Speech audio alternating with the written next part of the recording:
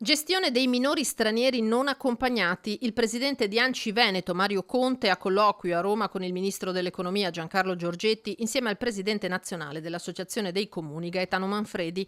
Il nodo, il rimborso delle spese anticipate dalle amministrazioni locali tra il 2023 e il 2025 per il mantenimento di questi giovanissimi. Spese che ammontano anche a diversi milioni di euro nel caso delle città più popolose, importi che rischiano di mettere in crisi i bilanci. C'è stato un problema legato al fatto che sono stati rimborsati 35 euro invece che 100 e quindi di fatto i comuni hanno anticipato delle ingenti cifre che oggi si ripercuotono sui bilanci comunali. Devo dire che il ministro Giorgetti, come sempre, è stato molto disponibile, ovviamente si è reso conto del problema e ci ha garantito anche a breve una soluzione. Quindi volevo trasmettere questo messaggio ai sindaci del Veneto, che con il governo c'è un'interlocuzione importante per arrivare alla soluzione. Il costo del mantenimento di un minore supera i 3.000 euro al mese. Conte porta l'esempio del capoluogo della Marca. A Treviso abbiamo circa 60 ragazzi, costano dai 100 ai 120 euro giorno a persona, quindi fate due conti.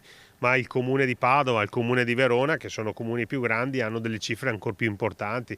Nella sommatoria degli anni si parla di 4, 5, in alcuni casi anche 6 milioni di euro anticipati dai comuni e che oggi rischiano di essere messi in discussione per la mancata erogazione di questo fondo. Da qui il colloquio diretto con il ministro dell'economia Giorgetti per chiedere allo Stato di rimborsare una voce di spesa che non rientra nelle competenze degli enti locali. Stiamo parlando di minori stranieri che arrivano nel nostro territorio, che devono fare un percorso scolastico, che devono essere assistiti sia da un punto di vista sanitario che anche da un punto di vista in alcuni casi psicologico, quindi tutti i servizi assolutamente doverosi che oggi ricadono nelle casse dei comuni ma che sono di competenza dello Stato. Quindi noi siamo anche disponibili ad anticipare ma non a farci carico totalmente di queste spese. Devo dire però che ci ha rasserenato l'incontro col ministro Giorgetti, che ieri non ci ha dato i soldi ma ci ha garantito l'impegno per trovarli.